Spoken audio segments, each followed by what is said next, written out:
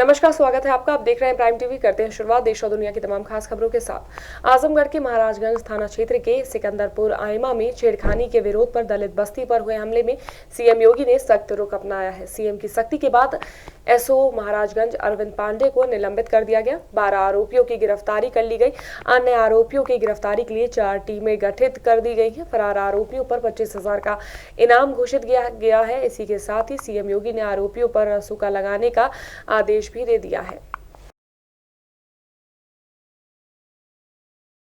Corona के कहर के बीच योगी सरकार ने सख्ती से लॉकडाउन का पालन करवाने का निर्देश दिया है। इसी के चलते लखनऊ डीसीपी सर्वश्रेष्ठ त्रिपाठी ने मकबूलगंज चौराहे पर चेकिंग की। इस दौरान एसीपी कैसरबाग आईपी सिंह भी मौजूद रहे। उन्होंने रात के लॉकडाउन की अवधि के दौरान नियम तोड़ने वाले लगभग 50 बाइक सवारों को चेकिंग में पकड़ा।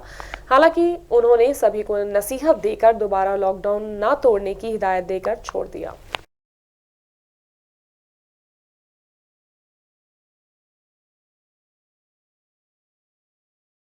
लॉकडाउन के बीच प्रशासन ने शराब की दुकानों को खोलने का आदेश दे दिया था, जिसके बाद राशन की दुकानों जैसे ही शराब की दुकानों पर भी लंबी लाइनें लगने लगी। कानपुर के काकादेव थाना क्षेत्र के अंतर्गत नवीन नगर में भी शराब की दुकानों पर लोग सोशल डिस्टेंसिंग की धज्जियां उड़ाते दिखाई दिए।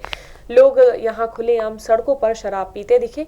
इसी वजह से यहां की आम जनता शराब के ठेकों से काफी परेशान है। उनका आरोप है कि शराब के ठेकों पर लॉकडाउन के नियम तोड़े जाते हैं, लेकिन पुलिस इन लोगों पर क्यों कार्रवाई नहीं करती है। राजधानी लखनऊ में पिछले कुछ दिनों में कई सड़क हादसे हुए। इस बार सरोजनी नगर के नादरगंज क्षेत्र में भीषण सड़क हादसा हुआ है। तेज रफ्तार से जा रही गाड़ियां अनियंत्रित होकर पलट गई। गाड़ी में सवार कई लोग गंभीर रूप से घायल हो गए। घायलों को नजदीक के अस्पताल में भर्ती कराया गया है। एक घायल युवक की नाजुक हालत को देखते हुए उसे ट्रॉमा सेंटर के लिए रेफर कर दिया गया। अमेठी के संग्रामपुर थाना क्षेत्र में 2 बाइक सवार की आमने सामने जोरदार टक्कर हो गई। जोरदार टक्कर में दोनों बाइक सवार गंभीर रूप से घायल हो गए। बुरी तरह से घायल हुए सभी लोगों को एम्बुलेंस से अस्पताल में भर्ती कराया गया है। इनमें से एक घायल की अस्पताल में ही मौत हो गई, जबकि बाकी घायलों को ट्रॉमा सेंटर के लिए रेफर कर दिया गया है। साथ ही मृतक के शव को पोस्टमार्टम के लिए भेज दिया गया है। प्रतापगढ़ के जेठवाड़ा क्षेत्र में एक रिटायर्ड फौजी न्याय की आस में भटक रहा है। पीड़ित ने बताया कि उसकी पैतृक संपत्ति पर भूमाफियाओं का कब्जा है। भूमाफियाओं की इस हरकत के बाद फौजी ने विभागीय अधिकारियों से कई बार शिकायत की, लेकिन इन माफियाओं की मिलीभगत के बाद अधिकारियों ने कोई कार्रवाई नहीं की। इतना ही नहीं, ये आरोप भी है कि अधिकारियों की मिलीभगत से भूमाफियाओं ने गाँव की कई और जमीनों पर कब्जा कर रखा है। नरेश दयाल जी थे, माननीय गृह सचिव महोदय, उनके द्वारा मेरा मकान घेराया गया था सर। उसके बाद भी मकान सर मेरे पास पैसा कम होने के बाद नहीं बना पाया था। मेरे लड़के कमाने लगे तो मैं मकान बनाने लगा। उसके बाद माननीय फिर इन्होंने, इनका लड़का जज होने के कारण एक फर्जी स्टे करवा दिए। फिर शासन द्वारा हमने श्रीमान जी से अनुरोध किया। जिला अधिकारी महोदय शुभम कुमार जी थे और पुलिस अधीक्षक सगुन गौतम साहब थे। उन्होंने 41 मुकदमा हमने दायर करके मेरा मकान बनवाया। आज फिर वही दफा एक लोग कर रहे हैं कि सर हमको नाजायज उत्पीड़न किया जा रहा है। ये लोग भूमाफिया हैं, जिससे सर तालाबी अराजी और नाम की जमीनों तक हड़प लिए हैं। राजधानी लखनऊ में सिपाही को गोली मारकर फरार होने वाले बदमाश को पुलिस ने पकड़ लिया है। शातिर बदमाश पुलिस की गोली से घायल हो गया। इसी के साथ ही बदमाश ने लूट की भी कई वारदातों को अंजाम दिया है। एसीपी दीपक सिंह की टीम ने मुठभेड़ के बाद बदमाश को पकड़ने में सफलता हासिल की। बदमाश के साथ उसके कई और साथी भी हैं, जिनकी पुलिस तलाश कर रही है।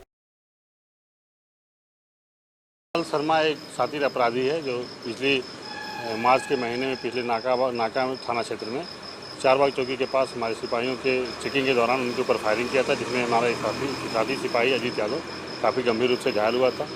तो उसमें वो तब से वो लगातार सातिराना हरकत करने, लूट की घटनाओं में लगातार वारदातों में संलिप्त रहता था। उसका नाम प्रकाश में आता था। तब से वो लगातार मानक नगर थाना क्षेत्र, आलमबाग, पारा और हमारे थाना क्षेत्र में घटनाएं कर चुका था। उसमें वांछित भी किया गया था। ये अपने साथी के साथ आज कनौसी पुल के पास से ये चेकिंग के दौरान आईसी सिंगार नगर को चेकिंग में जब उसने रोका तो कुछ दिन पहले चोरी की गई मानक नगर की मोटरसाइकिल उसे दिखी, जिसको उसने हाथ करके रोकना चाहा तो उसको उसने फायर किया और फायर करके विजयनगर चौकी के चेज की तरफ भागा। उनकी सूचना पे थाना आलमबाग, कृष्णानगर, पारा और आसपास के थानों को अलर्ट किया गया, जिस पे सघन चेकिंग अभियान चलाया गया। आगरा के पिडौरा गांव में एक युवक ने फांसी लगाकर आत्महत्या कर ली। बता दें कि लॉकडाउन के दौरान आर्थिक तंगी से परेशान होकर मृतक ने ऐसा कदम उठाया। इस घटना से परिजनों में कोहराम मच गया। वहीं मौके पर पहुंची पुलिस ने मृतक के शव का पंचनामा भरकर पोस्टमार्टम के लिए भेज दिया है और मामले की जाँच शुरू कर दी है। अब 3 महीना तो लॉकडाउन चल रहा है और खाने की स्थिति बाकी खराब, यूँ गरीब परिवार हो, बहुत ज़्यादा गरीब, तो बाने एक साइकिल लई कर्जा करके या लॉकडाउन के पीरियड में तो कचौड़ी बेच भी लगो, कचौड़ी बिक नहीं पाई, घर व्यवस्था बन नहीं पाई सही, कर्जा है वो, फिर बाने फांसी लगाई। 8 जून से शासन की गाइडलाइन के अनुरूप सभी धार्मिक स्थल खुलने के बाद आज सहारनपुर में पहली बार जुमे की नमाज को लेकर पुलिस प्रशासन पूरी तरह अलर्ट दिखाई दी। चप्पे चप्पे पर पुलिस फोर्स तैनात दिखाई दी और पुलिस द्वारा जिले में जगह जगह रूट मार्च भी निकाला गया। इस रूट मार्च के दौरान उन्होंने लोगों से सरकार द्वारा जारी की गई गाइडलाइन को पूर्ण रूप से पालन करने की अपील भी की। रामपुर के थाना सिविल लाइंस इलाके में गौ तस्करों और पुलिस के बीच मुठभेड़ हो गई, जिसमें एक दूसरे पर फायरिंग के दौरान एक बदमाश के पैर में गोली लग गई, जबकि एक एसओजी जवान भी गोली लगने से घायल हो गया। फिलहाल पुलिस ने दोनों घायलों को अस्पताल में भर्ती कराया है। वहीं पुलिस ने मौके से 2 लोगों को गिरफ्तार कर लिया है। पुलिस को उनके पास से एक गौवंश और अवैध असलहे के साथ एक कार की फर्जी 4 नंबर प्लेट भी बरामद हुई है।